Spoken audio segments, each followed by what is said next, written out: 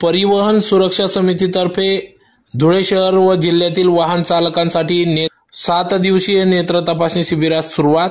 मोठ्या संख्येने वाहन चालकांनी लाभ घ्या, जितेंद्र सिंग राजपूत यांचे आवाहन। परिवहन सुरक्षा समितीतर्फे आज दिनांक 31 जानेवारी 2025 रोजी नगावबारी हॉटेल साई किसन समोर नेत्र तपासणी आयोजित करण्यात आली असून धुळे शहरातील व जिल्ह्यातील वाहन चालकांनी याचा लाभ घ्यावा असे आवाहन या प्रसंगी परिवहन सुरक्षा समितीचे मुंबई महाराष्ट्र राज्य अध्यक्ष जितेंद्र सिंग राजपूत यांनी आवाहन केले।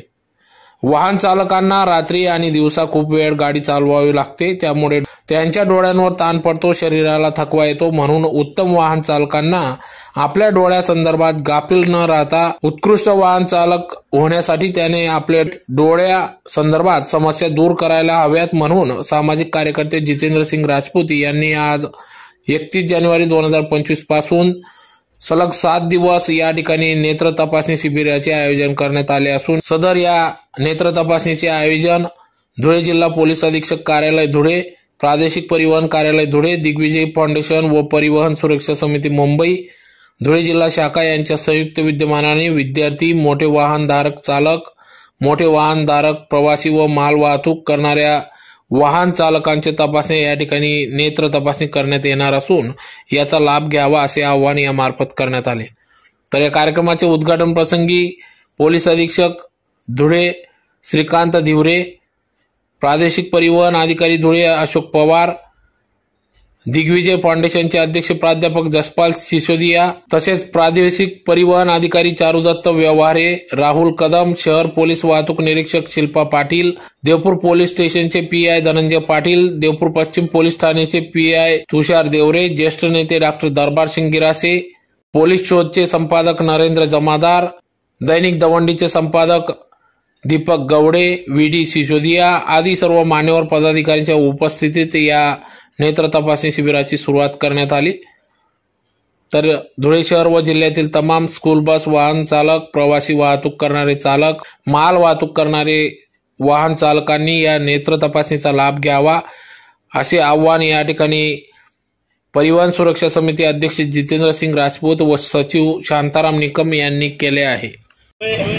बड़े बड़े नितिन गडकरी साहब ने बहुत बड़े बड़े रास्ते देने के बावजूद भी हम रास्तों पर चलने के जो नियम हैं वो नियमों का पालन करने के लिए हमें किसी को भी समय नहीं है। किस प्रकार से हम जल्दी निकल सकते हैं, किस प्रकार से हम राइट लेफ्ट करके निकल सकते हैं, इतना ही हमें। और हम देखते हैं कि रोज़ के अखबार में फ्रंट पेज पे बड़े बड़े एक्सीडेंट हमें दिखाई देते हैं। रास्ता सुरक्षा सप्ताह या अभियान जो भी है, इसकी बहुत बड़े पैमाने में अच्छे एरिया में विभागों में इसकी बहुत ज़रूरत है कि इसके संदर्भ में जन जागृति की जाए। लेकिन फिर भी बहुत सुशिक्षित लोग भी इस प्रकार से चलते हैं, गाड़ी पर 2 व्हीलर हो, 4 व्हीलर हो, सभी पूरा परिवार बैठा हुआ होने के बावजूद भी हमें हमारे जीवन के, हमारे सुरक्षित चलने की हमें फिक्र नहीं है। केवल एक ही है कि हमें जल्द से जल्द कैसा पहुंचना चाहिए। आजकल जो व्हीकल निकले साहब वो इतने गतिमान निकले हैं कि आप कितनी भी स्पीड से चला लीजिए गाड़ी, 140 के स्पीड से चलिए, 160 के स्पीड से चलिए। मेरा एक ड्राइवर है 140 के स्पीड से गाड़ी चलाता है और बहुत जल्दी पहुंचना होता है हमको मंत्रालय में, बहुत जल्दी पहुंचना है हमको संचालक के साहब के पास।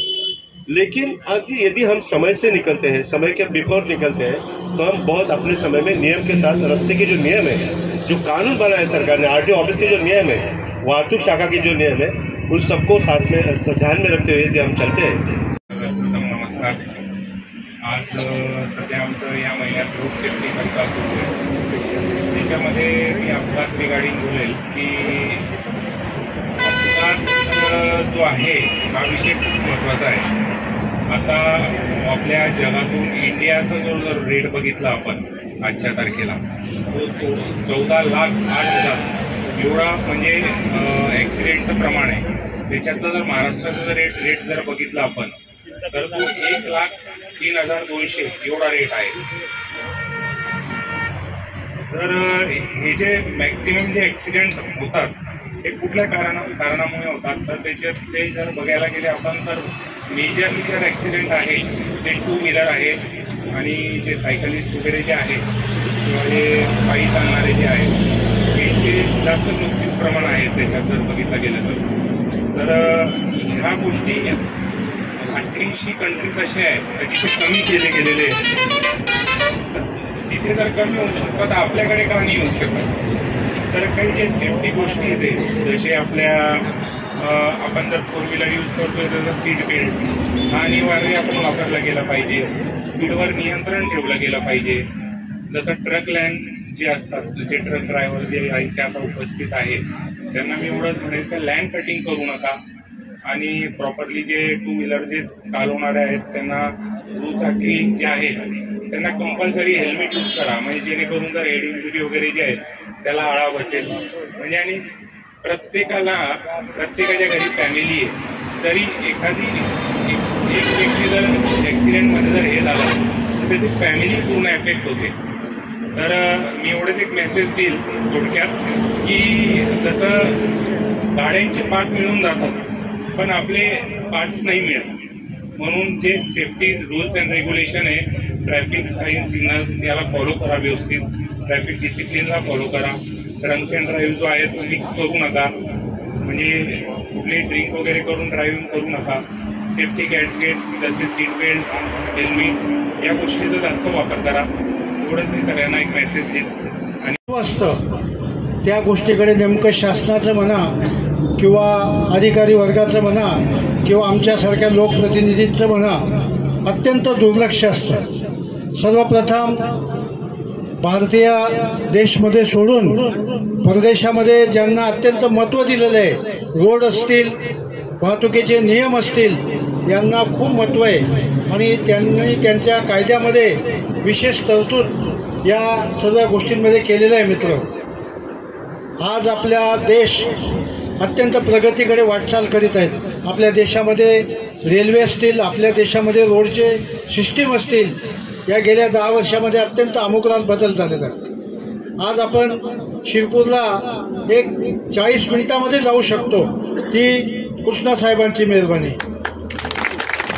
जेव्हा जेव्हा खड्डे पडतात ते लगेच आमच्यासारखे लोकप्रतिनिधी त्यांच्या कानावर घालतात, कृष्णासाहेब इथं रोड खराब झालेला आहे, तर लगेच तात्काळ ते या गोष्टीची डागडुजी करत असतात. यानंतर या रस्ता याच्या आधी सार्वजनिक बांधकाम विभागाकडे होता, तेव्हा 6-6 महिने दुरुस्त व्हायचा नाही, तेव्हा लोक कुठेच ओरड करायची नाही.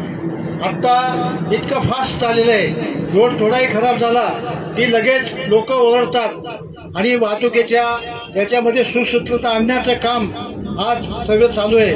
आणि त्याच अनुषंगाने आज जितूदादांनी जो वाहतुकीसाठी डोळा हा अत्यंत महत्त्वाचा विषय असतो की या डोळ्यावर वाहतुकीचे ड्रायव्हर सर्व काम करत असतात आणि नेमकं ते साधून त्यांनी आज नेत्र तपासणीचं काम आपल्या संस्थेमार्फत केलेलं आहे. यापुढे आपण जितूदादांना RTO ऑफिस असेल, टोलवेचे कृष्णासाहेब असतील, सर्व ज्या सार्वजनिक हिताच्या संस्था असतील त्या सर्वांनी आदरणीय जितूदादांना सहकार्य करावं, त्यांच्या मागे उभं राहण्याचं काम करावं असं या प्रसंगी मी विनंती करून मला इथं बोलवलं, माझे 2 शब्द ऐकून घेतले त्याबद्दल मी संयोजकांचे मनापासून आभार व्यक्त करतो.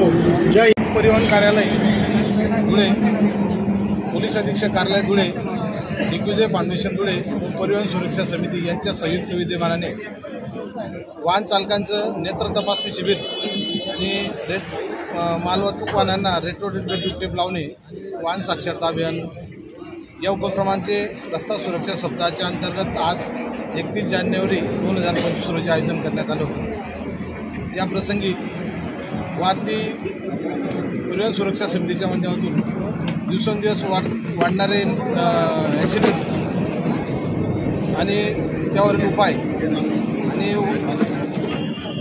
वाहन चालकाच्या जीवनाचा सर्वात महत्त्वाचा विषय जो आहे नेत्र डोळ्याची तपासणी. आपण रोजच्या जीवनात BP डायबिटीज चेक करत असतो महिन्याने 2 महिन्याने, परंतु डोळ्यांच्या बाबतीत वाहन चालक असो किंवा कोणी असो वाहन चालक त्या फारसं मनावर घेत नाही. त्यामुळे आम्ही SP साहेबांशी, RTO साहेबांशी आणि आमचे दिग्विजय फाउंडेशनचे प्राध्यापक दशरथ सिसोदिया यांनी सांगितले की आपण वाहन चालकांसाठी एक नेत्र तपासणी शिबिराचं आयोजन करण्यात यावं, म्हणून आम्ही आज हे वाहन शिबिराचं आयोजन केलेलं होतं, नेत्र तपासणी शिबिराचं. तर धुळे शहरातील